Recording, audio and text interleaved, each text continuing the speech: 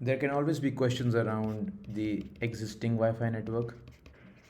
Okay, uh, so if the customer comes to you with a green field, then this is not valid. But if the customer comes to you with a brown field, they already have a Wi-Fi network deployed, then it's important that we understand things about that network, right? So you will be surprised to know that more than 40% of the work that site survey companies do, it's all about that revolves around troubleshooting existing Wi-Fi networks. So if the site survey was done before deploying a network, these kind of issues will not happen.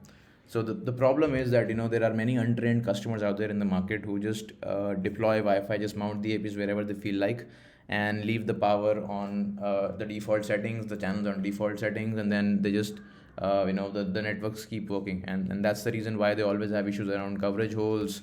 They always have issues around capacity or throughput issues.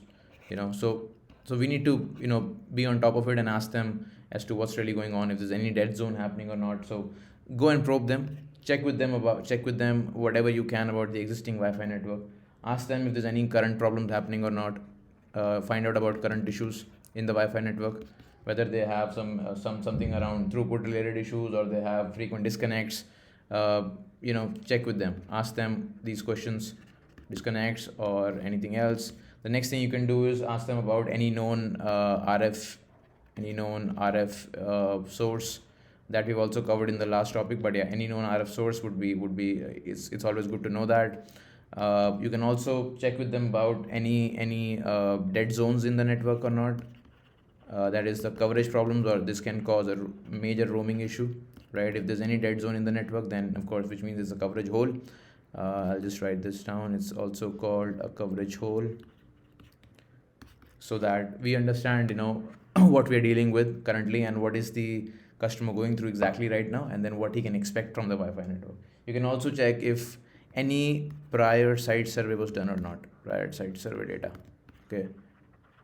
You'll be surprised that in most of the situations, or most of the customers would not have done this prior site survey. But if you have the data, why not go through it, understand what were the threshold values which were taken, what was the SNR chosen, RSSI value chosen, what was the density considered, how many clients per AP were actually taken into consideration, and has the network evolved since then or not, because the survey was done like around 5 years back.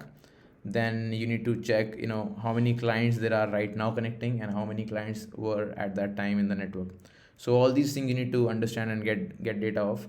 So talk to the customer, ask about these existing wireless network problems that there can be, and you will be really happy that you did that, because it's going to give you a lot of clarity after this. Okay. You can also check with them around what kind of devices or what kind of access points are installed right now, and which protocols do they support. If they have .11 AC access points connected right now, you might want to ask them to move to .11 AX. And there are some different guidelines around that design, but we're going to cover that in the following videos. But you need to ask them if they have older AP. Let's say they have .11N AP, which is quite old, and they probably want to do an upgrade. Then you just straight away take them to .11 AX.